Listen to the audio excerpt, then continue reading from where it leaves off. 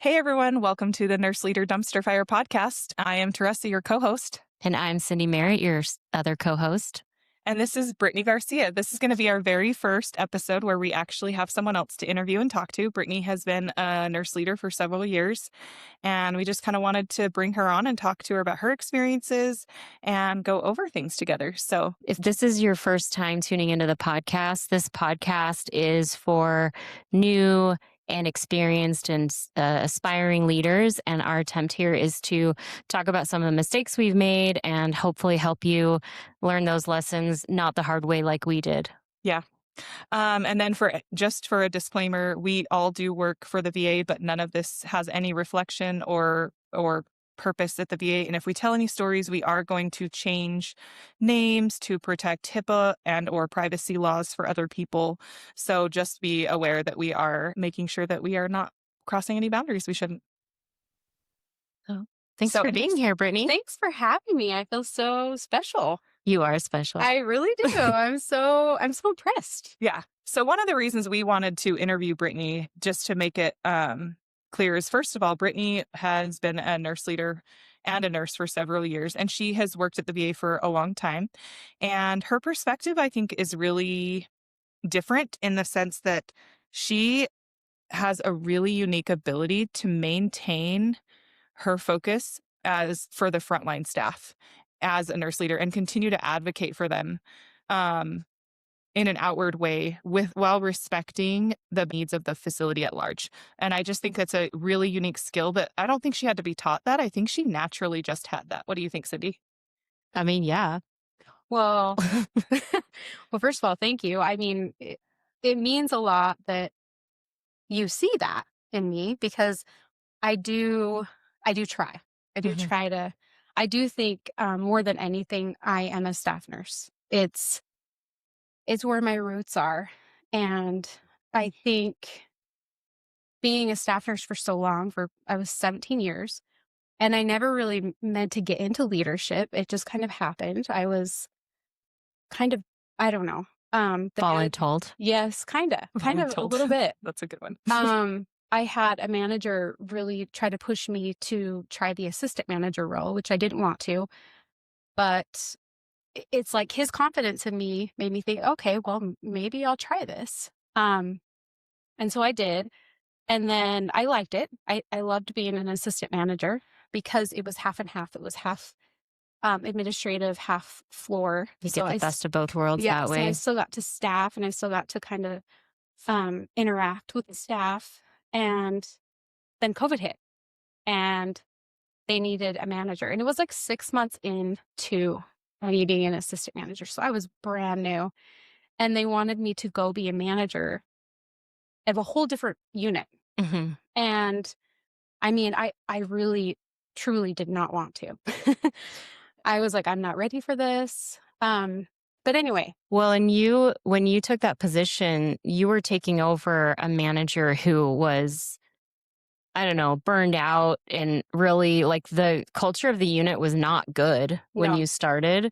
And I remember people being really happy that you were there. Maybe because of that, like ability to relate to them as, a peer first and like understand their experience. But yeah, coming into it, like, I guess my experience was very similar coming in like really fast, but the culture was kind of bad when I came in. And so to me, it was like both a gift and a curse because the unit was kind of a mess, but it was kind of easy to get buy-in after that because it was like the bar felt kind of low. No, that's exactly kind of how it was. I was lucky because I feel like the staff of the unit I managed was showed me a lot of grace. And I've since learned not every team is like that. Mm-hmm. And so I was lucky. I was lucky to have that team. But not only was I a new manager over a new unit, it was COVID. Mm-hmm. And so that was kind of my introduction to management during COVID. And it was just a nightmare, really. Yeah. But I think. Did you have a lot of turnover like during COVID, or like what was your turnover like during that time? I mean, I think it was pretty normal. I mean, when I started the unit, it was short. They had a lot of turnover before I got there. Yeah. And so the good thing about COVID is because it was so difficult for nursing, they let us hire, Oh, you yeah, know, that's true. even though it was hard to get people on, they relaxed because it was like, we need nurses. Yeah. It was a time where it was very hard, but at the same time, it was people knew that we were needed. And so it was probably good that way. So we were getting people. Yeah. So yeah, That's helpful. it was really helpful.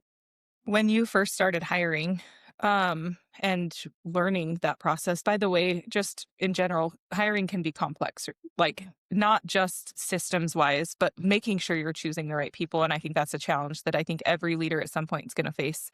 But when you were choosing people and interviewing people, is there anything specific that you looked for when you were interviewing or hiring? Or were you just like, I need bodies, get them in now? Because it's No, COVID. I mean, maybe a little bit. I mean, we were desperate. I was desperate for my team. You know, I wanted to get them help. And I think they knew that. I think that was probably because I just came from bedside. I was very empathetic to them. And I tried to help. I tried to step in. And it was funny because I didn't have to do much for them to appreciate it. Yeah. You know, I would answer a lie or go do some blood sugars and they would just be like, wow, you know? And I realized like that shouldn't be that shocking, you know? I agree. Yeah. I think I had moments where I was like, I mean, I guess I just didn't realize that this wouldn't come natural to another leader, or I guess it kind of goes to a testament of the culture that you were walking into, that they were so starved for Yes. someone who can support the team that when all you did was say, hey, I'll go answer your call light. And they're like, Right. wow, you're amazing. Yeah, for sure. And so it did. I mean, that though kind of helped me get through it. You know, it's like, there's so much to be said about being appreciated. You know, I think money is one thing, but I mean, feeling like you have a purpose or there for a reason. I think especially during COVID, I felt like we had this bond, kind of trauma bonded. Oh, yeah. I think nursing in general, Yeah. you know, can relate to that. Especially through high intensity situations like that. Yes. Absolutely. Yes. It's like you learn who to trust. Yeah, Yeah. you do. I agree with that. I think you're right. A little bit of like a shared trauma experience bonded. Oh, Not yeah. necessarily like that, like push pull, but like our experiences. Like people are never going to understand our experiences as healthcare providers. And No. you can't describe that to an outside person. You can't just like, and that's just always going to be how that is. It's similar for police too. I'm sure they can't describe their experiences either. Right. Or any other type of service or civil service type role. Fast forward after COVID, you, Brittany, remained the manager of that unit for several years, and I was only supposed to be detailed for Yeah, I 4 was gonna months. say. Yeah, you were. Oh. She was voluntold, and Yes. then the position actually opened up, right? And Yes, and by then I was like, I'm here for you guys. Yeah. You know, we like I said, you were bought in. Yeah. we were kind of like trauma bonded. You drink the So Kool-Aid. I wasn't gonna leave them. But like with hiring, that was what I was gonna say. Oh, is, I was trying to find people that were team oriented. That was a big thing. It's like, are you willing to, you know, step up? Because it's hard. It's not easy right now. It's so hard. Are you going to, it's got to be more than just about yourself. You got to be willing to join this team. And You're there for like a bigger reason than Yes, just a exactly. paycheck. exactly. Yeah. So anyway, sure. sorry, I just wanted Oh, to no. We didn't ever actually finish that. Yeah. That was a good point. So what I was going to go to next is once after the detail was over, you did end up applying. You got the position, Yes. obviously, and you maintained that role. And then Cindy and I actually came in, and some other changes happened within our leadership. I was the assistant manager of the ICU. Cindy was the manager of the ICU, and you had been a manager for a couple of years by that point. I think 1 or 2. Yeah, were you? I'm trying to remember. Had you been the manager for a year or 2 years when I started? When did you start? 2021. So a year. Okay, yeah. This is So you were about- still pretty new. Oh yeah. Yeah. So then a lot of movement happened. you got detailed to the chief level or director over the critical care team for a while. And because I was really new and Cindy was really new and there wasn't anybody to really cover the unit she managed, Cindy was then moved to that for a few months. Telemetry. I Yeah. was moved to the telemetry unit. Telemetry unit. So we were over ICU. But anyway, so now it's like telemetry, ICU, critical care team. So we all kind of were managers. And we were all there's- brand new. Yeah. all brand new. Like, And can you talk about your experience being detailed as the associate chief nurse? Yes. So that was another thing that I was kind of thrown into. It's like, not only am I not comfortable being a manager yet, and I mean, I still feel like I have so much to learn. And again, back then, it's not like this now, but I think it was probably during COVID and there was just so much going on within nursing. There wasn't a lot of stable leadership. Yeah. There There was no one to turn to. There was all sorts of detailing going on. There was no experts. You were like, how do you do this? Do you know how to do this? Yeah. No, I think maybe so-and-so knows how to do this. And it was just like hopping around until like, you're like, I need to hire somebody. How do I hire a person? Right. Yes. and at the VA, we do a lot of the backside work. Yes. Managers at the VA are a little bit of a jack of all trades. Yeah. Yes. Yeah. Definitely. Just throwing that out there. Mhm. But yeah, so they asked me if I would detail to the chief role, which, I mean, I was like, no, I don't think that I'm ready to do that. Like, but I will say the leadership is as hard as it was like for us. I try to look back and think, how hard would it be for them too? Yes. I think that too. How difficult would that be? It's like they're begging me, and I'm like, poor you, you're begging me. That just kind of goes to show where we're at here. Yeah. We don't have many options. Yeah, we don't have so very I many guess we'll take options. Brittany. Exactly. Please, Brittany. It's like, I don't know. I felt the same way because Yeah. I was also then put into a role that I was like, I don't think this is a good idea at all. I think you guys are making a terrible choice. But I mean, if you really need me to do it, I guess I will. Well, and that's the thing too. I kind of, at that time, it was like bigger than me, Mhm. I really did. I was just like, I don't want to do this, but I have to help. And I remember you said, I will do it on one condition. Do you remember that? Your condition was because you had just hired your assistant manager and you were like, I don't want to leave him Oh, hanging. yes. And so that's why I ended That's up right, detailed that's into right, your yes. job because you were like, I will do it if Cindy can go be the manager of the telemetry unit because I need her to help bring in this other brand new person who has no idea what he's getting into I didn't yet. want him to feel that. Yeah. I knew how it was. I just didn't want him to be thrown to the wolves. Right. You wanted And him to have a better experience than you did. Yes. And so it worked out actually really well because I know that, then you came down and I felt so much better about it. I really did.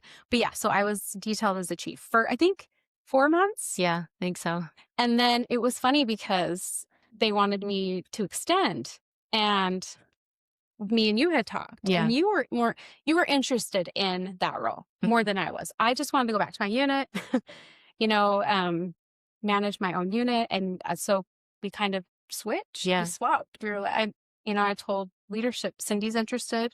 I'd rather go back to my unit. Mm-hmm. I remember we had And you were fabulous. Both the of you were. day that Brittany went back to her job as the manager and we had our first team meeting. And you said, I don't know if you remember this. You said, I got 99 problems and being ACN ain't one of them. It was so funny. I don't remember that. It was funny. I totally don't. ACN is Associate Chief Nurse Yes. and then it'll be of a certain line, the service line of whatever that is. It could be emergency medicine, critical care, whatever you call it, or OR or ambulatory care, just depending, just throwing that in there. Right. Yeah. Yeah. We use a lot of that's- acronyms at the VA that nobody else uses. So I True. always have to feel like I'm That's telling. very, very true. Yes. Yes. I love that. My experience with that whole situation, just throwing it in there. I also was pretty new. I was an assistant manager and I ended up being detailed as the ICU nurse manager and it ended up being for a total of a year, Mm-hmm. which I felt completely unprepared for. I just tried to, I thought it was only going to be 4 months. So I just was like, well, I'm just going to See what stay the happens. course. I'm not going to try to make any changes. I'm just going to, my job right now is to maintain and stay on the path we had started. Mm-hmm. And that was my goal. I will say the one difference I noticed as the newest person of the three of us in leadership at that time within that system, something that both Brittany and Cindy brought to the team that I felt was really important for me was camaraderie among all of the Oh, areas. yeah. That was Yes. not there before.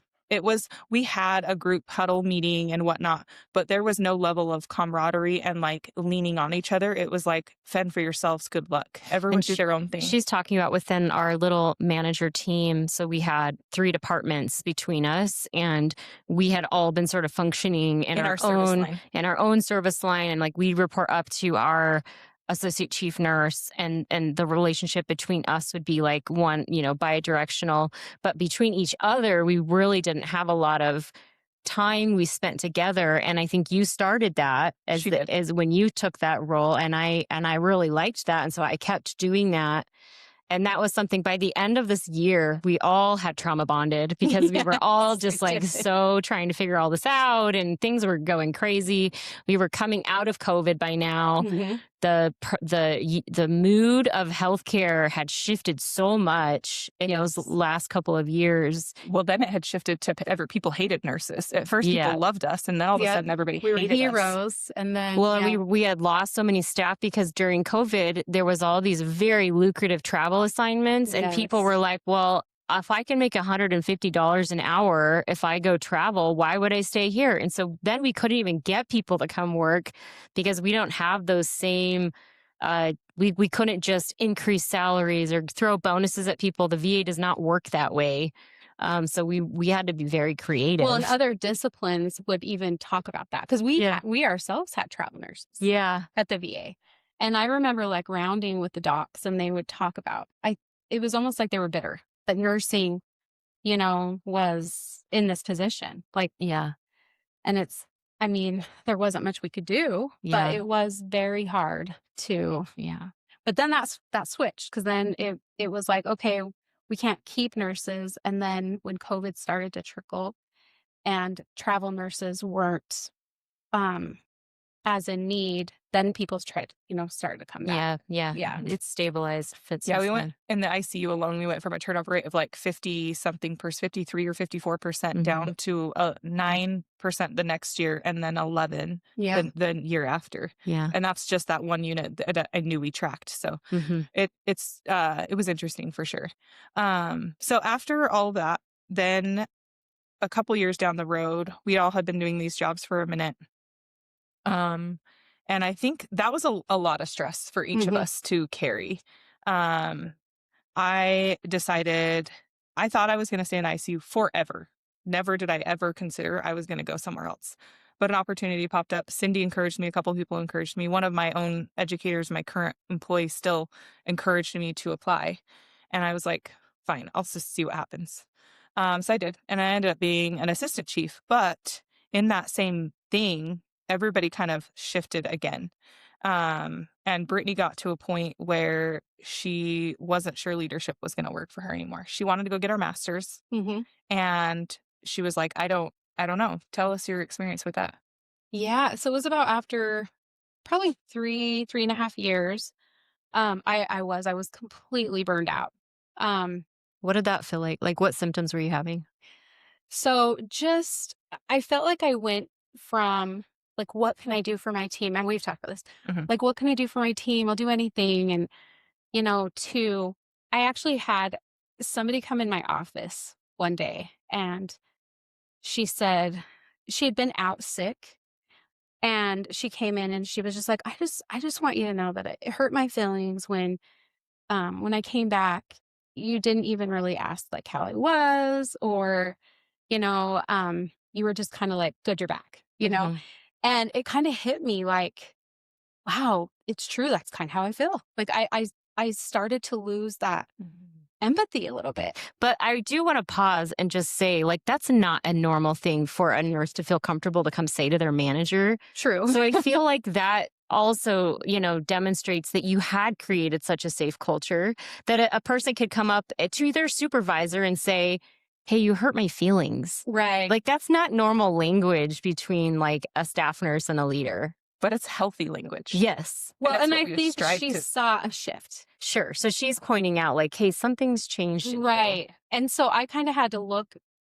internally, like, how is this, is me being in this position what's best for the team, And again, I mean, it was just, there's so much that goes into leadership. It's there was a lot going on. There's a lot of, just again, turnover. It's Well, we had staffing, a it's lot of sick calls. organizational changes Right. that kept coming down and things, we had a lot of turnover in our executive leadership. Yes. So the whole hospital was feeling pretty unstable at that time. Right. HR Yeah. tasks were just unbearable sometimes. It was like I couldn't even really do the things that made me happy in the Mhm. role. And so my goal was to go back. I was in school. I was going to get my master's in informatics because I thought I'm not going to get it in leadership because I'm probably not going to stay in leadership, So I did. I ended up wanting to focus on finishing school. And so I actually wanted to go back to the bedside. So Mhm. I did. I actually went back I applied for float pool, Mhm. which the reason why is because they have this great incentive. If you work for float pool, it was 72 for 80. So you could do 312s.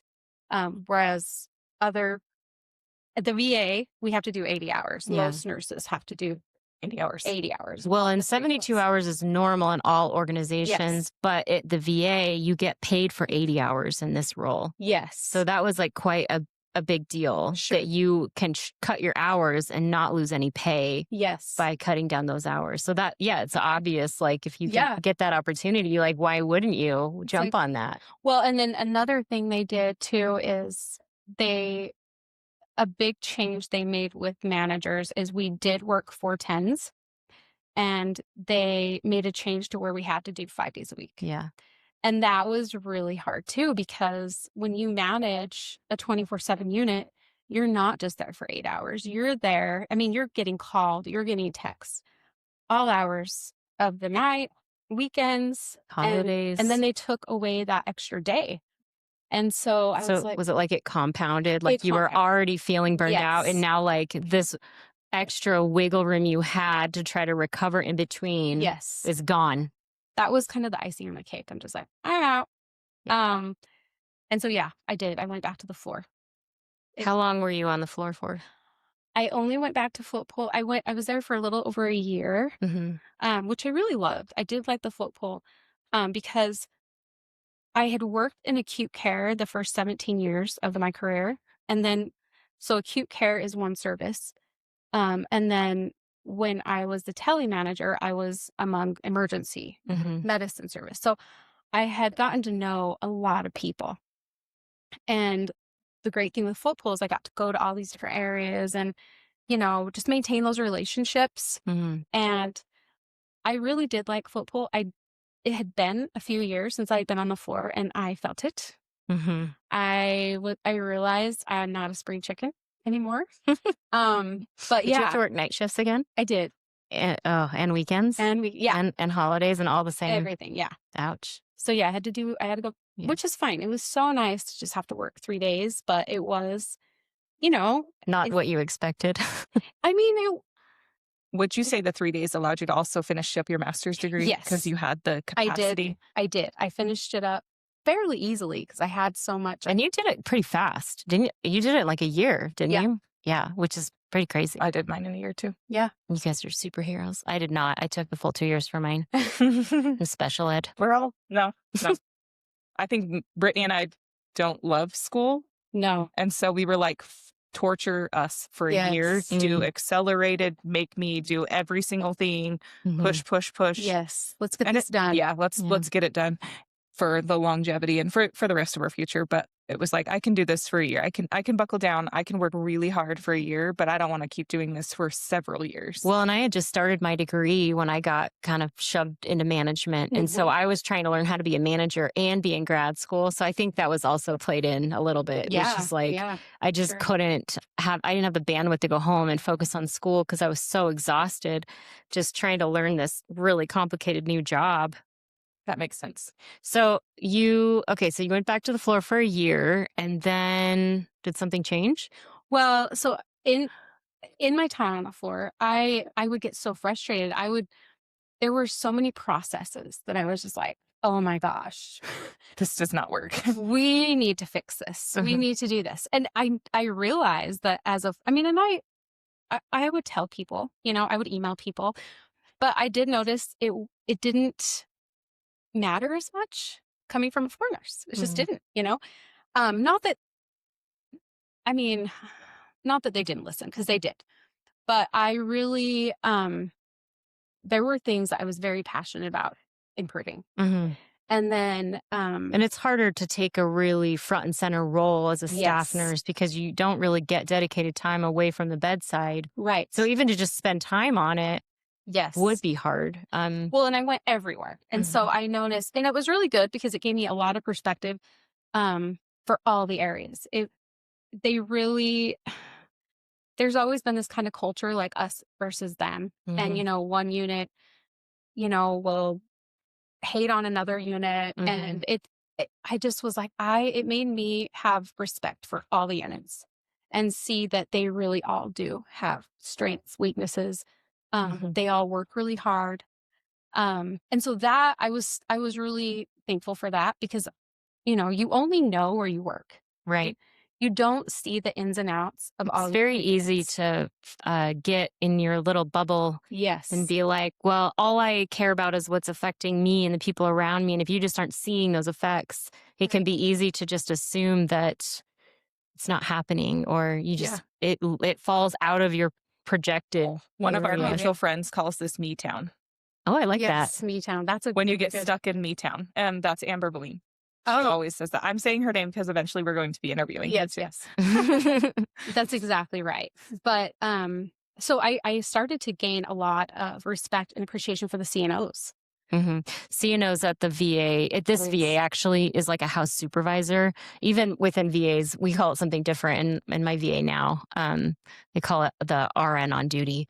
Yeah, it's actually they changed it to the nurse of the day. Yeah. Oh, interesting. But we still think of them as CNOs because it's just so I'm actually curious. So we call them, I feel like this might be called different things across even the country potentially. So this is the nurse that kind of helps with the admissions and the transfers and oversees the entire hospital when executive leadership isn't there or available to do so. And essentially what they do is help make sure staffing is safe on the floors, make sure patients are sent to the right place for the right reasons. They really are that filter for that. And it's a big job. I would say that's the one job I never wanted to have. It is you have all of the responsibility and you have very little power. Oh, very. Yes, that's exactly right. Yeah. Almost none. And you really don't get, I don't know if they changed it now, but it used to be you didn't even get a different differential in pay as a floor nurse. So you had all this responsibility and then you had no power and you didn't even get paid for this like extra responsibility because you were getting the same as like just any other floor nurse. Yes. And they do have a different pay scale now. Yes. So and we do too at ours, but there was a long time that it was just like whatever grade and stuff you were at, that's what you got. It was the same across the board. Which is crazy.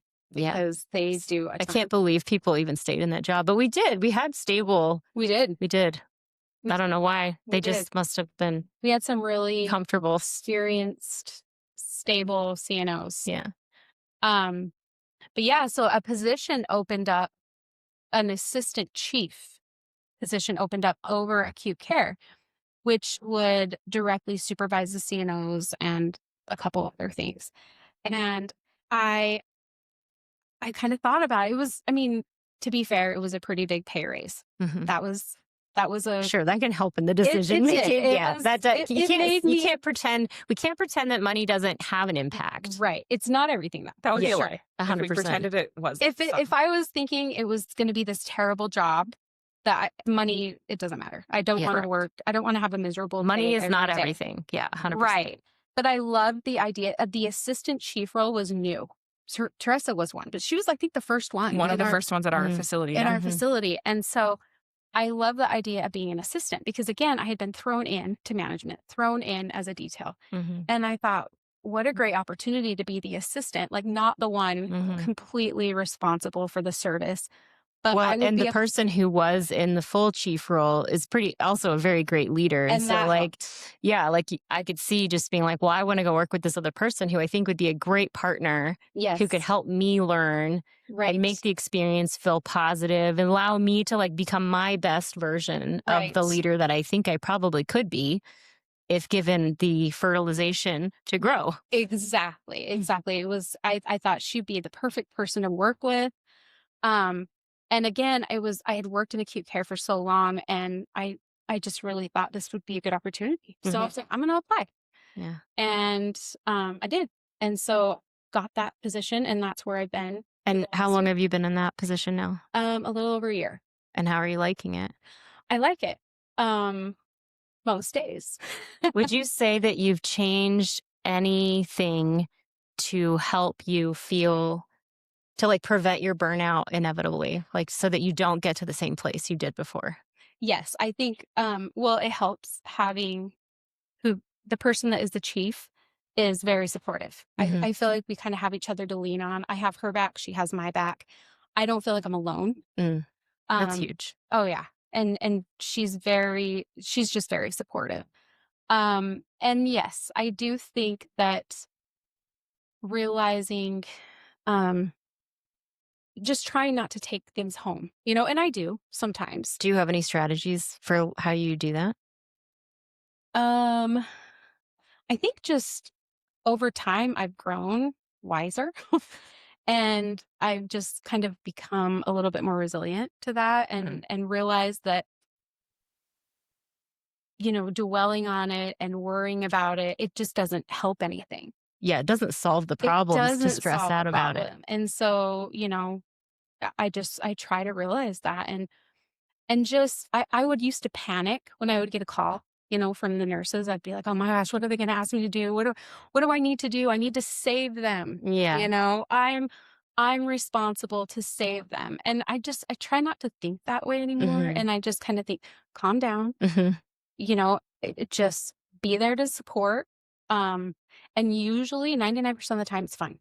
It's not a big deal. Like, just realize that there's only so much you can control. Yeah. And do your best. And normally your team appreciates that. I think being authentic and just telling them that you don't always know or always have the answers is kind of not really a power move. It's not an intentional power move, but it is a power move in the sense that it gets you what they need and what you need to be more successful. One of the other things I was thinking of when you were talking is, also I just forgot. So go ahead, Cindy. Well, I was just going to say in a lot of our conversations offline recently, there's been discussion about the perception that non-leader nurses have about leader nurses. And there's kind of a bad rap for nurse leadership. There's a lot of, especially during COVID. And I can't speak to like the reality. I wasn't in leadership until COVID was already like in play. But there was a lot of media going out that was really negatively slanting leadership, and that, it was very much like leaders are here for the power and they don't actually care about the frontline staff. And we knew that we did not believe that. But I think being in a leadership role and having done a few of them now, I've seen that it's hard to communicate that to the frontline staff. And so how do you help them believe and trust you that you are doing the right thing for them? Because it's just doing the right thing and just, really advocating for them is not necessarily going to help them see that. They don't see what you do behind the closed doors. They don't see the meetings that you have to attend for different reasons. And that's okay. They don't need to know that. It's not a big deal. That's part of being a leader.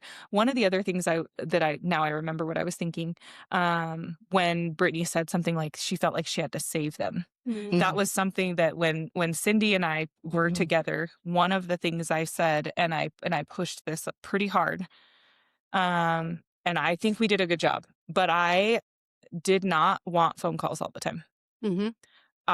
So when our charge nurses would text us or call us, I would respond with questions for them to help them figure it out themselves. Because at the end of the day, that is the shift they're working. And what the message we sent to our charge nurses is like, you can speak for us when we're not here. And if there's something major that happens that you need support with, absolutely, I have your back. But what I want you to do is know that I have your back, whether I know what you're saying or don't know what you're saying. And we just tried to give them parameters to I think we did like an in-service at one point that was, like calling off overtime, for example, and you would say, okay, here's a scenario. You have this many staff and you have this many patients and this is the level of acuity, and like, tell me what you would do, and then have them just think about it. And I think that was my goal, was I just want you to think about it. I just don't want you to be like, here, manager, make this decision for me, because we knew that we would not sustain if we were always having to answer every question in every scenario. The other thing I also pushed our team to do was to lean on the CNO, to follow their direction. Right. Not to fight them all the time, but also to make sure that they're not every CNO or house supervisor has the exact same skill set. So there are times when you do have to question them because they may be wanting you to run shorter in the ICU or the ER. So you have to be able to like speak to why. We had to teach the staff some language. Yes. Have you been doing that now in this role, do you think? Do you feel like you're doing that better now in this role than you were previously? You mean doing like speaking to the staff? I guess how have you helped empower staff to make their own decisions so you don't feel like you have to come to the rescue every time? Right. I think so. Supervising the CNOs is a whole other ballgame now too. Because, I see as a manager, when I was a manager, I was kind of on the other side, and I would question them. Yeah. And I would say, well, and now I see this whole other perspective, and they do get a lot of pushback. Everybody's questioning their decisions, and sometimes, they get jaded. They get jaded to where sometimes their approach isn't great. And that's what I've tried to work with them with, is like, if you can't give somebody staff, if they're, calling you for help and you can't give that, it's kind of how you say it. Yeah. And to be fair, they get a lot of disrespect. And so I think sometimes it's easy to respond a little with disrespect. And what I try to say is, don't respond to bad behavior with bad behavior. I know it's easy to say, but it's okay for somebody to ask why you did what you did. Do I think you need to sit there and plead your case and, explain? No, but you can just explain to them why you made the decision that you made, and not everybody's going to agree with it. Yeah. They won't. Well, and I think on this podcast, in more than one episode, we've talked about that doing the extra effort, like explaining the why or doing the back work to build the trust in the relationships, it can feel like I don't have time to do that.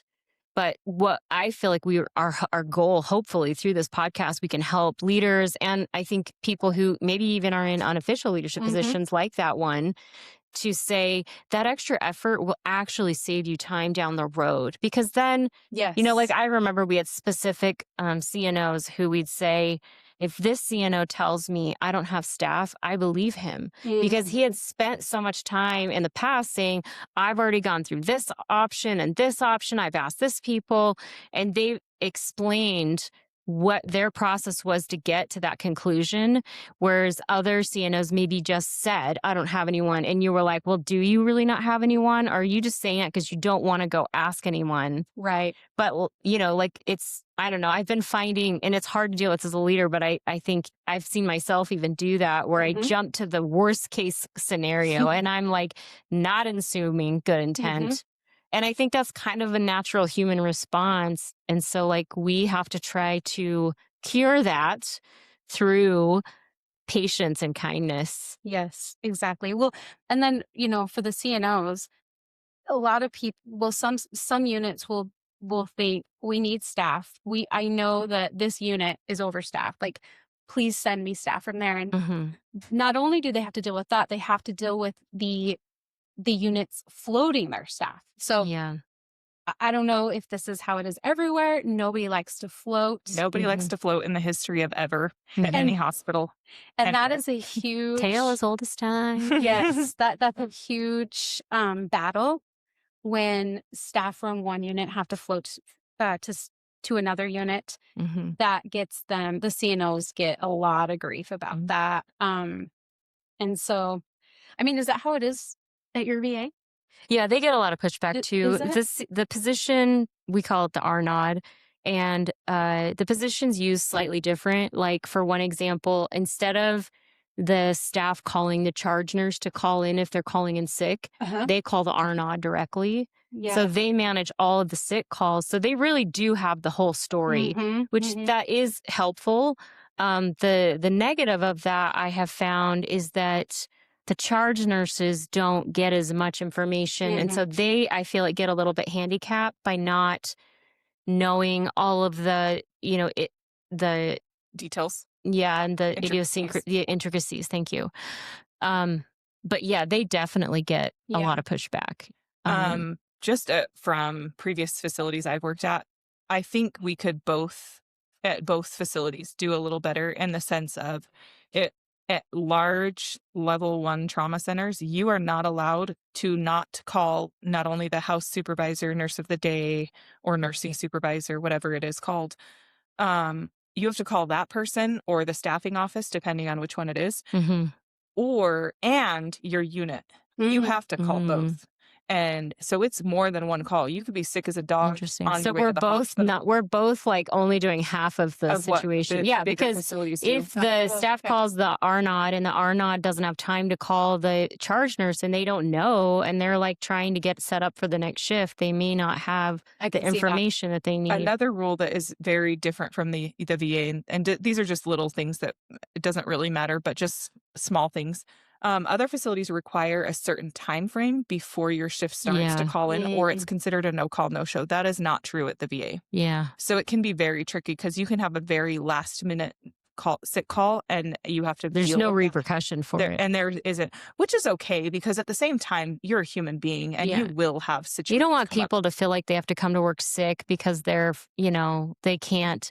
Like I have a teenager who works entry level jobs, and when he was working his first job at a fast food restaurant, and he would be super sick, and he'd be like, "Hey boss, I have a fever, I am so sick," and she'd be like, "No leeway." She'd be like, "Okay, go find someone to cover you," and it's like you're dying in bed, and you're expected to find someone to cover you. Yes. So yeah, there's a middle ground. There's somewhere. Pros and cons. Yeah. But yes, I do think when there is no repercussions, certain people tend to take advantage of that. And absolutely. That can be a problem. You're always going to have people like yes. that. Yeah. Yes. So true.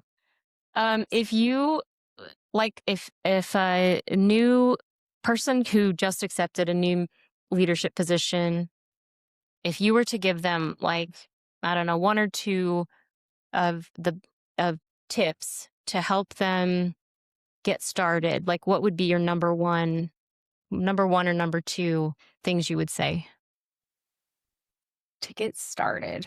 Oh, there's so much. I know, right? So for me, I think it's really important to stay grounded. Really important to always understand, your staff's perspective.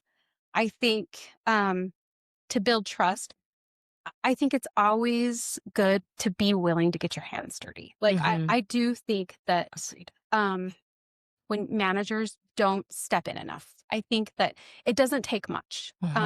There's been a couple times when it wasn't even that much. It was maybe 3 or 4 times the whole three years I was on telly. I would come in, Mhm.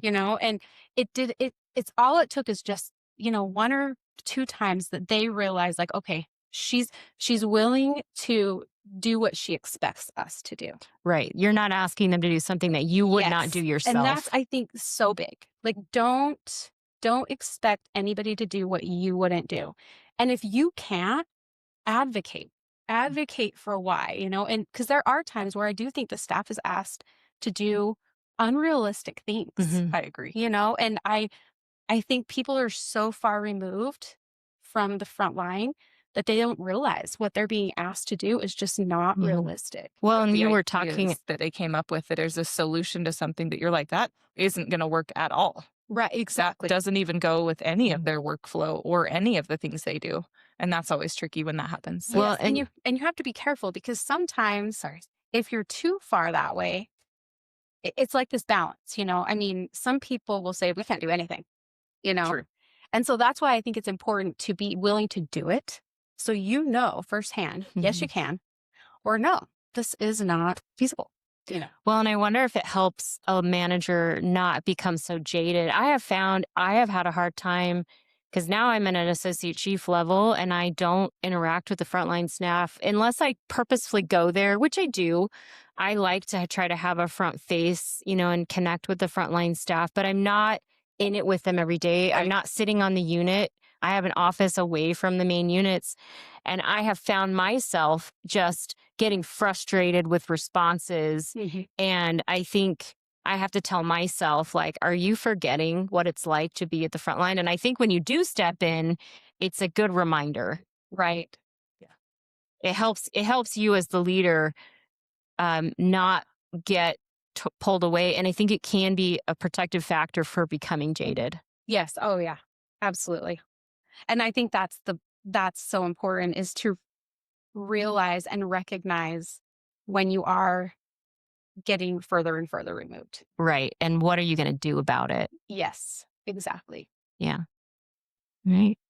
I like that. So like that, I was just kind of circling back to Brittany's original thing, like what burned her out originally was recognizing that she no longer had empathy. And so you're saying that, like, making sure that you keep, not only is it valuable for the staff to see that you're willing to do what they're willing to do, but it's also valuable for you as a leader because it brings you back and keeps you grounded. True. So staying grounded is one of them, maintaining your empathy. And what would be, are those the two main that are big for you? And just I think God, there's so many things that you need to do. Just showing support. Make sure you're being supportive. But I mean, there's a balance. You want to be supportive, but at the same time, you need to be supported too in your position. And so sometimes I feel like staff can become selfish, and not realize everything you're doing to help them. So I think just trying to maintain that balance of, self-love and supporting your staff and just being willing to speak up. I think a lot of leaders don't speak up. I mean, there's a manager that I work with that I know works probably, 2 hours extra a day. And it's like, don't do that. If things are hard, you need to speak up. Yeah. Because if you leave that position, somebody's not going to be able to. Oh, yeah. Well, that's what I think. And that's why succession planning is so important. Yes. Because it's not just that. I think sometimes leaders are like, well, I don't want to burden anyone else with this task. But if you don't do that, Don't be a martyr. then you end up setting everyone else up for failure. We had a person in our leadership recently who was there for a long time. I mean, like 40 years and had taken on so many roles. Yeah. And when he retired and when he left, it was like, it's been mayhem. We're like, we had no idea what was going on, and the processes are all antiquated. There was a lot of issues going on, and it was just like, but nobody knew what he was doing. Like, nobody knew because he hadn't delegated anything to anyone.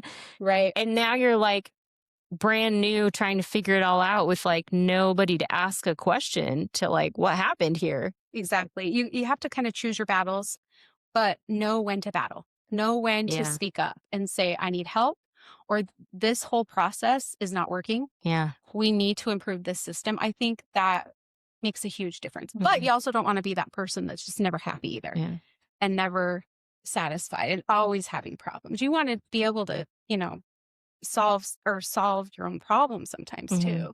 This reminds me of Taresa and my favorite leadership book. What's that?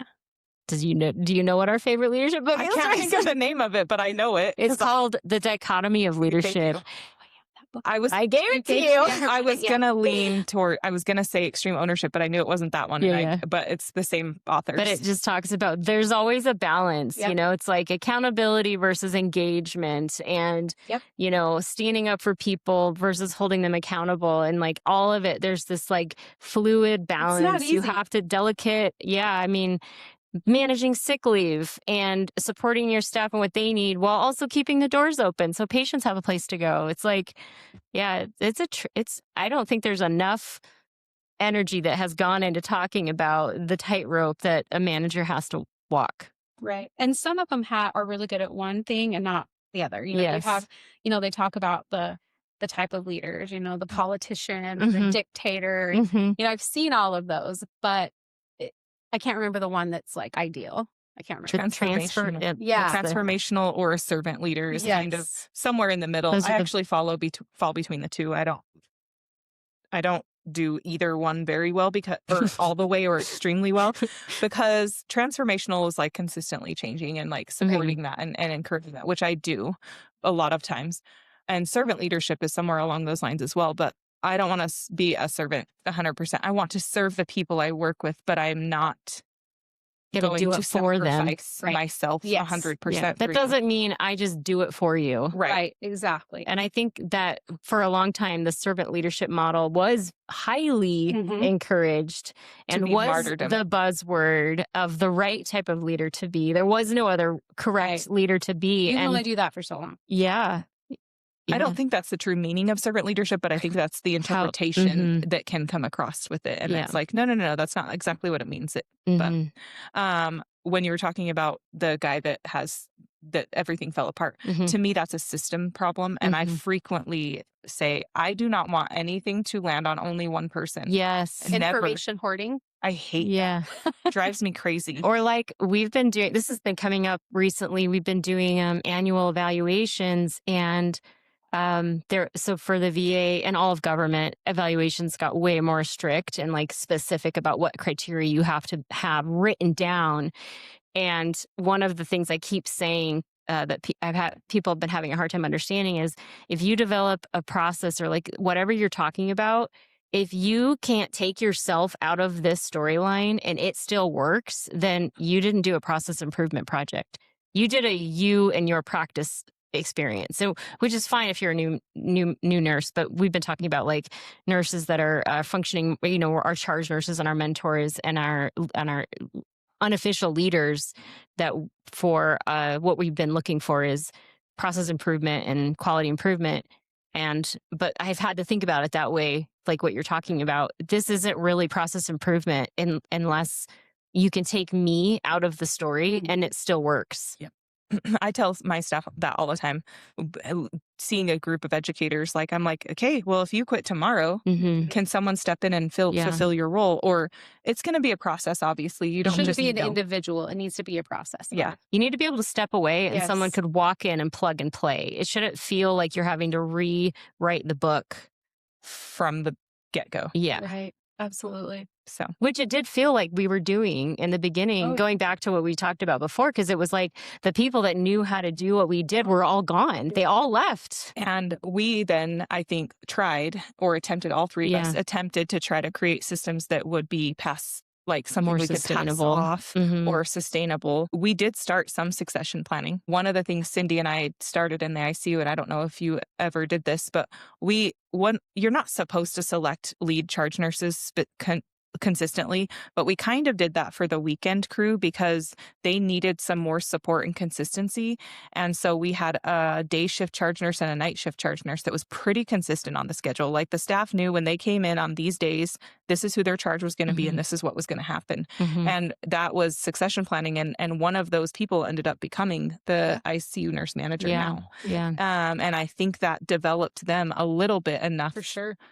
Not perfectly. Obviously, there's still But growing it pains. gives you like a ability to sort of practice those skills in a Mhm. safe environment where you can make mistakes, but it's not like It's still it's a false. low risk mistake. You know, it's not going to have high consequences if you Right. screw up something over the weekend Right. versus, you know, if I make a call as a manager, as an associate chief nurse, like some of my decisions can have like huge sweeping cascading Right. domino effects, you know, and if I don't have the experience to be able to like really like do the chess moves in my head and think about like what are the pieces that I'm going to miss that are this might affect, then that can be that it's more impactful. So having sure. having a test play area. Yeah, absolutely. Agreed. Well, I think we should conclude. I just thought we really wanted to thank Britney for coming. Thank you, Cindy. Thanks for the engagement. We've really enjoyed this. Yeah. Um, If you're watching us on YouTube, please like and subscribe. That is very helpful to us. We have an Instagram account called the Nurse Leader Dumpster Fire Podcast. We have email addresses, cindy@arianurse.com. Aria Nurse Circle. Thank you. I don't know my email It's address. Cindy@ariannursecircle.com and Taresa@ariannursecircle.com. So if you have any questions, comments, concerns, definitely reach out on any of those platforms. Comment on some of our videos, whatever it is that works for you. And we would love to get back to you. And we would love to know what you want to hear about and what discussions you want to come watch and hear. And your experiences. Like it'd be just to compare. Yes. Yeah. Yeah. What did you find that you connected with on this podcast between the three of us that we were talking about? We would love to hear from that. Brittany would love to, and we'd love to get that information back to her too. Yes, please. Because it's hard. You sometimes feel very alone as a leader. And I think that's one of the things we're trying to address. So thank you all for coming and watching us. Okay, bye. Thanks. Bye.